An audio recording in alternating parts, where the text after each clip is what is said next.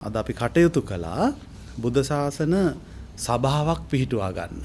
ඔබ සියලු දෙනා දන්නවා ශ්‍රී ලංකාවේ බුදු සසුන ශාසන සම්ප්‍රදායන් දරාගෙන ඉන්නේ කටයුතු කරගෙන යන්නේ අපේ රටේ ත්‍රිනිකායක ගෞරවනීය මහා සංඝරත්නය. එතකොට අපේ රජයට උවමනාවක් ඇති වුණා සමාජයේ ඇති වෙලා තියෙන නොයෙකුත් බෙදීම් ගැටලු ඒවා විසඳන්න රජය කරන මැදිහත් වීම මේ සියල්ලට අවශ්‍ය කරන අනුශාසනාවක් මඟ පෙන්වීමක් ලබා ගන්න.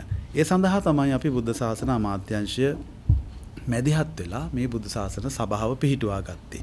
අද අපේ ආරාධනෙන් අපේ අමාත්‍යාංශය වෙත වැඩම කළා නිකායත්‍රයට සම්බන්ධ නිකාය පාර්ශ්ව 31ක්. ඒ 31කට සම්බන්ධ මහා ලේකකාධිකාරී ස්වාමීන් වහන්සේලා තමයි මේ විදියට අද වැඩම කළේ. මේ සංයුතිය සමන්විත වෙන්නේ නැත්නම් හැදිලා තිබෙන්නේ මා කලින් සඳහන් කරපු සියලුම නිකාය පාර්ශවයන් ආවරණය වෙන මහා ලේකකාධිකාරීන් ස්වාමීන් වහන්සේලා 31 නමක්. අමාත්‍යවරයා සහ නියෝජ්‍ය අමාත්‍යවරයාගේ ආරාධනෙන් තවත් 5 දෙනෙක් සම්බන්ධ වෙනවා. ඒ 5 දෙනා අතරින් 4 දෙනෙක් ගෞරවනීය ස්වාමින් වහන්සේලා.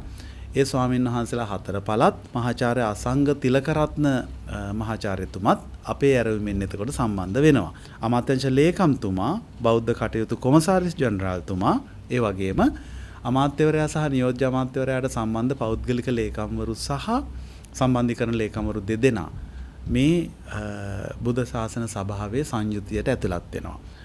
මහාචාර්ය පහමුනේ සුමංගල අපේ මහා සාමීන්ද්‍රයන් වහන්සේ මූලාසනයට ආරාධනා කරලා කාරණා 4ක් තමයි අපි අද මූලිකව සාකච්ඡාවට ගත්තේ. එකක් තමයි මේ ජාතික හා ජාත්‍යන්තර වශයෙන් කලින් කලට පැන නැගෙන ශාසන විරෝධී මතවාද. ඒ වගේම ක්‍රියාකාරකම්.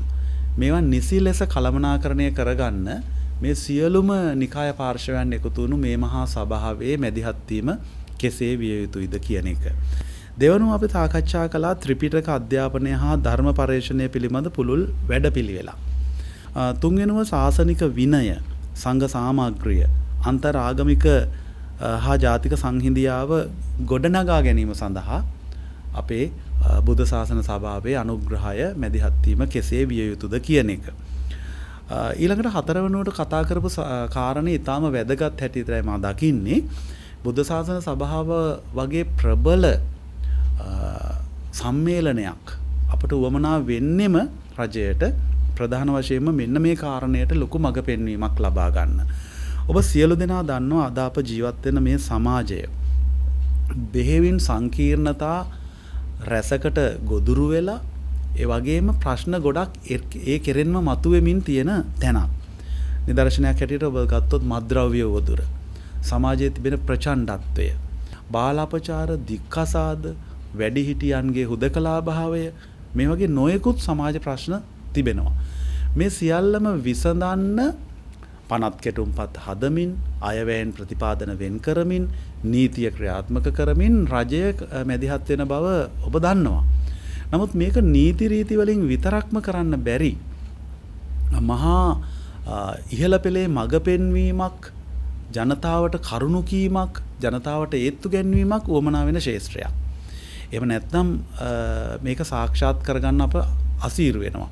ඒ නිසා තමයි අපි ගෞරවනීය නාහිමිවරුන්ගෙන් ඉල්ලුවේ බුද්ධ ශාසන සභාව හැටියට මෙන්න මේ ක්ෂේත්‍රයට මැදිහත් වීමක් කරලා ඔබ වහන්සේලාගේ කරුණු දැක්වීම අත්‍යවශ්‍යයි කියලා. මේත් එක්කම මාහෙලි කරන්නට ඕන අපේ අමාත්‍යාංශය යටතේ තිබෙන ආගමික කියන කොටසට අන්තර්ගත වෙන අපේ රටේ අනිත් ප්‍රධාන ආගම් 3. මේ ප්‍රධාන ආගම් 3 මඟ පෙන්වීමත් අපිට මේ සඳහා අවශ්‍යයි. ශ්‍රීමත් මහානායක ස්වාමීන් වහන්සේලා 4 දෙනා ඇතුළුව ත්‍රිනිකායේ නිකාය පාර්ශව 31ක් මෙතන ආවරණය වෙන නිසා මම හිතන්නේ හැම තීරණයක්ම ක්ෂණයකින් මුළු බුදු සසුන දරාගෙන සිටින ශාසන සම්ප්‍රදාය රැකගෙන ඉන්න සියලු දෙනාට sannivedanaya වෙනවා. ඒ නිසා මම හිතන්නේ මේක යම් ජයග්‍රහණයක්, මේක යම් අභිමතාර්ථ සාධනයක් හැටියටත් මම විස්තර කරන්න කැමතියි. රතුවිර ජාතික පුවත්පත් කලාවේ ස්පන්දනය